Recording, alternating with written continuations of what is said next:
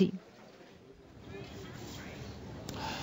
سراج‌الدین میردامادی روزنامه‌نگار در پاریس با ماست و همینطور همکارم جمشید برزگر در استودیو در ادامه بحث با ما خواهد بود. آقای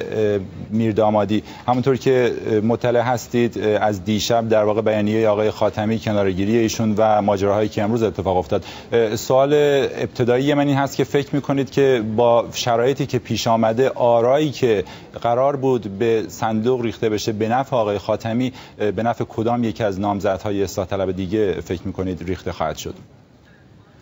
من فکر میکنم با تأکیدی که آقای خاتمی بر ائتلاف و همدلی بین دو کاندیدای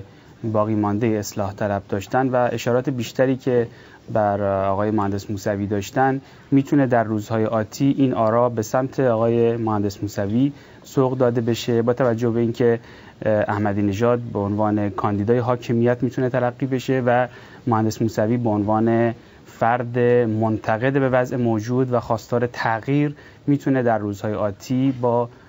اما اگرها و شروطی که البته هست و تحقق اون اما اگرها و شروط میتونه به عنوان کسی باشه که آراء جناح اصلاح طلب، آرایی که متوجه آقای خاتمی بوده رو به سمت خودش جلب کنه. تغییری که آقای موسوی ازش صحبت میکنن آقای میردامادی چندان روشن نیست به واسطه سکوتی که ایشون به هر حال در سالهای گذشته داشتن، ولی در اون چه که در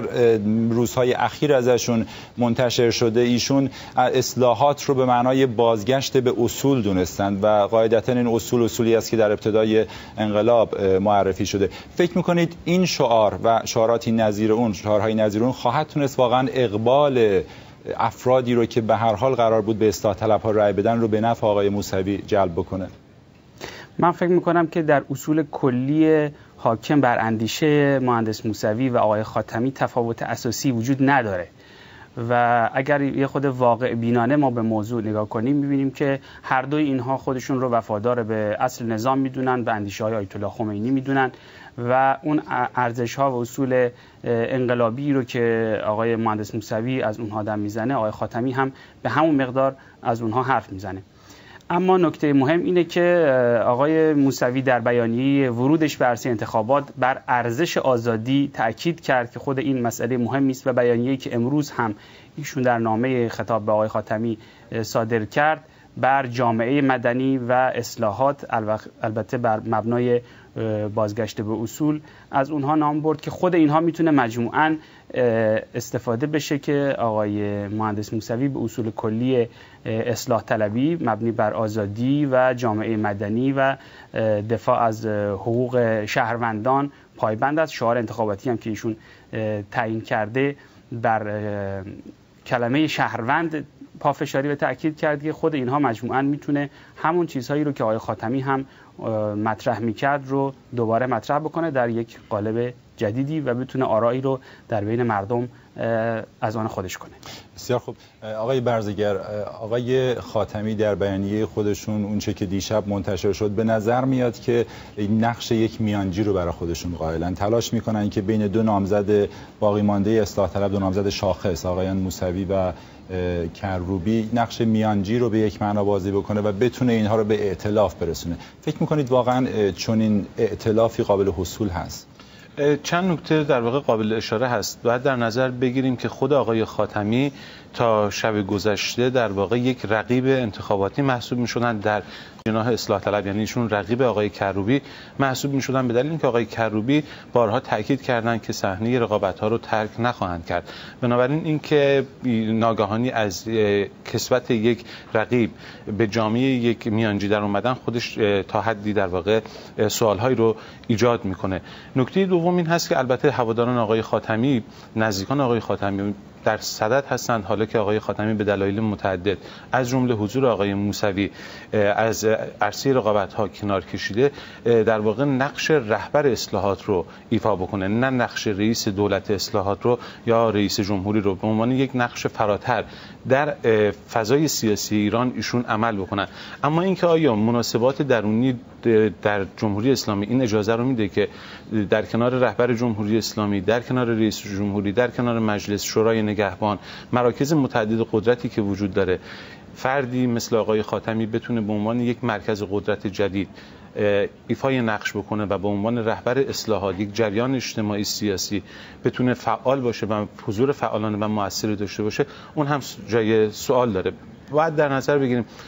هم بیانیه آقای خاتمی در شب گذشته، هم نامه امروز آقای موسوی در واقع نشانه‌هایی رو به دست میدن که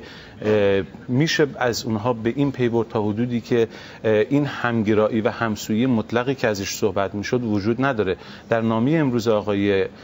موسوی در واقع اشاره به این موضوع نشده که آقای خاتمی به دلیل حضور ایشون از صحنه کنار رفتن. ایشون حتی آقای خاتمی رو تشویق کردند که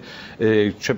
بهتر می بود که دیرتر از صحنه کنار می رفتید و حتی تصمیم ایشون برای انصراف رو هم قطعی قلمداد نکردند. بنابراین چه آقای کروبی به عنوان یک رقیب در تا روز گذشته، چه آقای موسوی هم باید اون هم پذیرای نقش رهبر اصلاحات یا این میانجی که شما ازش صحبت میکنین باشن. و فکر میکنید که به هر حال هواداران آقای خاتمی این جنب و جوشی که ایجاد شده بود ظرف روزهای گذشته، اونها الان به کدوم یک از این دو نامزد احیانا متمایل تر خواهند بود؟ ببینید هنوز جبهه مشارکت به عنوان نمونه، سازمان مجاهدین انقلاب اسلامی یا مجمع روحانیون مبارز هیچ واکنش رسمی در قبال کنارگیری آقای خاتمی و حضور آقای موسوی از خودشون نشون ندادند به طور رسمی. اما سایت های نزدیک به آقای خاتمی، هواداران آقای خاتمی، واکنش های اونها به هر حال باز هم یک پیام متفاوت داره. در واقع هیچ استقبالی از حضور آقای موسوی و کنارگیری آقای خاتمی نشده. چند واکنش هست. دامنه این واکنش ها از انتقادهای کم تا بسیار گسترده از آقای موسوی در واقع